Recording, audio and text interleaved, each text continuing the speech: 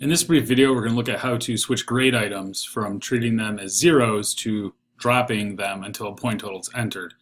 So in our gradebook, currently set up, we have it so anything that does not have a grade is treated as a zero. So as you can see here, 0, 0. So this causes extremely low scores on the student's end, which can cause many questions and alerts. So how do we switch this? First, in the upper right-hand corner, we're going to want to go to Settings. Go ahead and click on that. Going to want to go over to Calculation Options. And then we're going to want to scroll down, and then down here it says Grade Calculations. Right now, again, we're treating ungraded items as a zero. We want to switch this to drop ungraded items. What that's going to do is that's going to go ahead and anything that doesn't have a grade isn't factored into the total. As we enter grades, we have to remember to give things a zero if they have a zero, but that's going to completely change our gradebook for the better for the students, as you're going to see. So I'm going to click on Save. It's all saved. Close.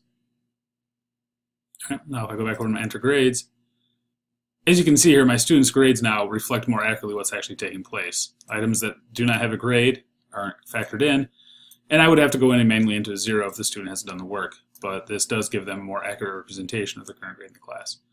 So again, this is a video, very quickly, on how to switch from treating ungraded items as zeros to having them dropped.